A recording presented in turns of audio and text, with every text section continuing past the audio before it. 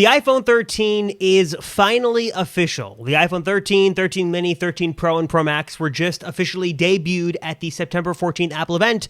And Matt and I have a lot of thoughts on this. And if you want to see our full breakdown of everything that the rumors and leaks got wrong, our real full impressions of everything announced, and maybe some good strategies on what you can do if you want to pre-order one of these new devices, then check out the full episode of the Apple Circle podcast linked down below, coming out later this week. But for now, we want to give you our quick thoughts as the event has just wrapped up on the all-new iPhone lineup for 2021. Matt, can you walk us through really quick sort of the highlights of the 13 and 13 mini? Yeah, so well, there's a 13 mini, and then we also got the 13 Pro and the 13 Pro Max. Basically, the rumors overall were exactly what we were expecting. No real surprises. The only surprises were kind of in the negative sense, where there were some things we were kind of expecting that didn't actually come. But 13 and 13 mini are basically the same as the 12 and the 12 mini. Main difference is in the cameras and the processor, and then we also have a few new colors. So cameras are updated. We get that diagonal layout. The main reason for that is because now there is sensor shift technology. So the camera is improved, which is nice. The battery is now bigger, so we're going to get better battery life across the board, which is great. The processor, we now have the A15 Bionic, so like every year, it's the fastest iPhone ever. No surprise there. What am I missing? I feel like I'm missing something, but I also feel like I'm not missing something. Oh, I got one. The notch. There you go. The notch is slightly smaller. And then, like I said, the new colors. And that is, I mean, there's other little tiny things in there, like details of software and different features like that. But like in terms of hardware, that's kind of it. Yeah, the 13 Pro and Pro Max, it's a very similar story. You have actually a surprise to see an improved telephoto lens, now 3x optical, which is kind of cool to see. That was a surprise. Yeah. We have, again, like some minor camera improvements. Cinematic video is there actually across the line. You have sort of this, they never called it portrait mode video, but cinematic video modes are now available. You have some new camera improvements, nothing really in terms of changes on the design. The new color is, I don't think anybody called this. What do they call it? What is it called? I have it right here. Yeah, what's it called? Seaside blue? Seaside blue. Sierra blue. Sierra blue, that's what it is. A light blue, and contrast to the Pacific blue we got last year with the 12 Pro lineup. And again, I guess I got to ask Matt, am I missing anything? I guess, okay, big story here on the Pros is 120 hertz ProMotion is a thing now. You Finally. have a variable refresh rate on the phone. And for better or worse, that's kind of the highlights. 1 terabyte option on the Pro. ProRes video support is there as well.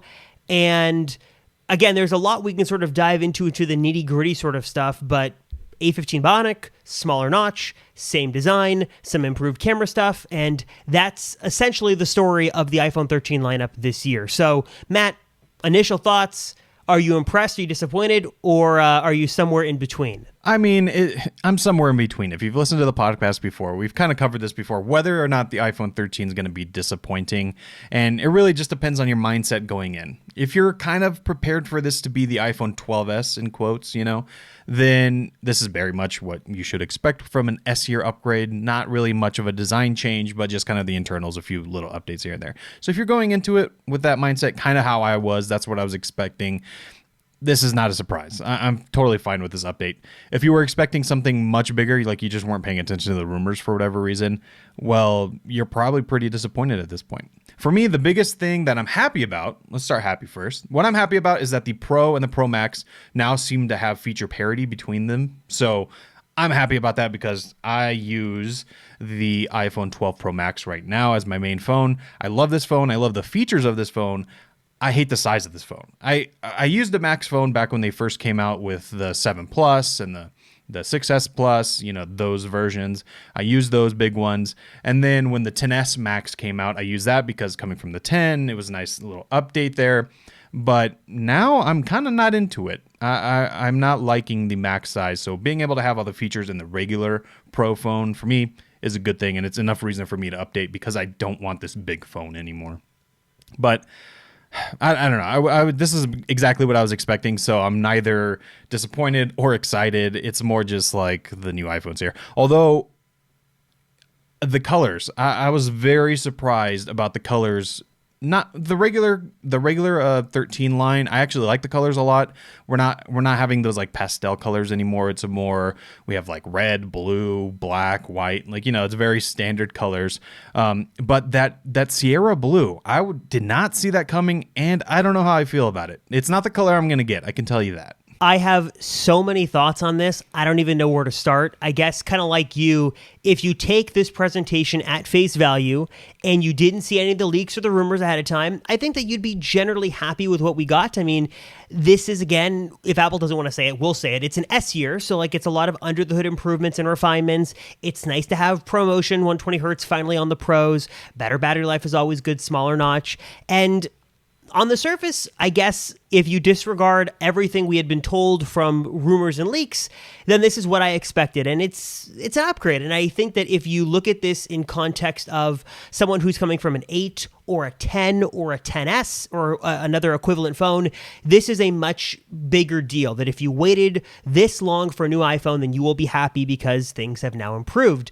But if you have a 12 Pro or a phone from like the last year or two, I think that it's pretty safe to say that you can probably sit this one out, because I don't think there's anything here that is a big deal breaker. Even 120 hertz, I think a lot of people like it and they like to talk about it. I don't know if that's enough to get you to sell your phone and upgrade just to have a little bit of smoother scrolling. So I guess my initial thoughts are this is what I expected and it's cool, but man, there is a part of me that is just, for better or worse, very disappointed. We had seen a lot of rumors that seemed like they were a done deal that didn't come to fruition, like the always on display, though we shouldn't be surprised because Apple is notorious for including technology then not actually being able to, or not wanting to for one reason or another, kind of use it to its full extent. So obviously LTPO is there for the refresh rate, but it's not being used for the always on display, which is okay.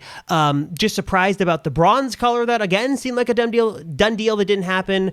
I guess it was sort of a dumb deal too because it didn't actually happen, but I will be getting one, of course. I'm excited to try it out, but I think that this is a feeling that I think many other people have, especially if you sort of really follow this and you kind of are going down from that post-event adrenaline rush. You sort of look at it and go, ooh, is this really worth it? But at the same time, this is the same feeling I have every single year, that you seem like you're not impressed and it wasn't a good deal and it was kind of boring, but it always works out in the end. That's all I can say. Yeah, it's one of those things. Once you get the phone in your hand, you're just going to start using it as your everyday phone. The features that oftentimes, what I find is that there's features that Apple doesn't really want you to pay attention to as much. Like they're not the ones that they're talking about on stage. And those are the ones that you end up really using. For me, the ones that I'm kind of excited for are the updated battery life. The battery life right now is fine, but like anything with better battery life, I'm going to be happy about. And then the camera improvements, like I said, I already mentioned that's a big thing for me because I use my camera on my phone a lot. One interesting feature that is not exactly an iPhone feature, but is one that I'm kind of excited about, is that they actually updated the MagSafe wallet. So there's a new version of that out, and it has Find My support. So one of the biggest complaints with the MagSafe wallet is that it's going to fall off your phone, which I have the MagSafe wallet. I use it every day. That's never actually happened to me, but it is a worry and it can happen for sure. So now if that does happen, you can find it through the Find My app. There's a lot of those little kind of features in there that we're going to have to dissect and figure out which ones are the most interesting, because just on face value, there's not a ton here. And we'll do a deep dive on the podcast tomorrow as we kind of go through the spec sheet of both phones and kind of do a deep dive into everything. We'll kind of pull out the nuggets of information that are most exciting. But I definitely agree. That was really cool to see. It's nice to see kind of the Find My network continue to expand and get more versatile. And I am just kind of processing my emotions on the iPhone 13 Pro, because I think that I am very excited to get it in my hands, and I think that it's going to be cool, but I am going to reserve my judgment or criticism until I hold it in my hands and I'm able to use it, just because, I don't know, this year for some reason just feels like it was a significantly smaller update than usual. Though I know that's not true. That is just pure emotion talking right now, but it just seems like this is just a very, very minor upgrade, hopefully because something is in store and in the works for next year that's going to be something that's going to blow us all away, hopefully. Hopefully, yeah, that's the hope. That's always the hope, though. You know, we always get to the event and then like, oh, maybe next year, maybe the next event, maybe that's just how it always works. The phone is fine. Yeah. If you need an update to your phone, you're gonna be happy with this phone. We're those people that every year we get the latest phone, and honestly, we end up being happy with it. So it's not.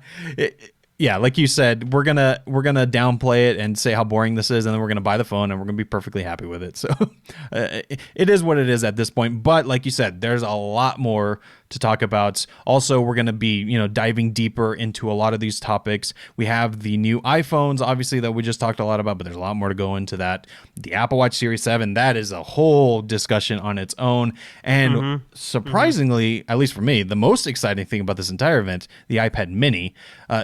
There was some good stuff. There was some really not good stuff at this event. And we're going to go over all of that in detail. This right here that you're watching now is our first in a quick take series. And that is basically where, the podcast doesn't come out till Friday. So it's Tuesday right now. We want to get this out as soon as possible so you can get some of our thoughts. But we're going to go into everything in detail as usual in the typical Apple Circle podcast. Yes, I am certainly biting my tongue. I have so many thoughts on the Apple Watch Series 7. I'm just going to have to save it for another video because I have too much to say. Though we're curious, what are your thoughts on the iPhone 13 Pro, iPhone 13 regular series? Are you picking up a mini, going with the Pro Max? Are you upgrading to the iPhone 13? Why or why not? And also, if you are deciding on a new iPhone 13 to get, which one are you going to go with and why? And also, which phone do you have right now that you're making the leap from to the iPhone 13? Because hopefully a little context makes this phone even better. And of course, we will have the full episode of the Apple Circle podcast launching in just a few days. And if you're watching this after a few days from this video's posting date, then be sure to click the link down below to check out the full episode of all our thoughts of the September 14th event. But until then, Matt, I'm going to take a breather. I'm going to take a little walk, collect my thoughts, and come back ready to go. And we've got a lot to talk about on this week's podcast.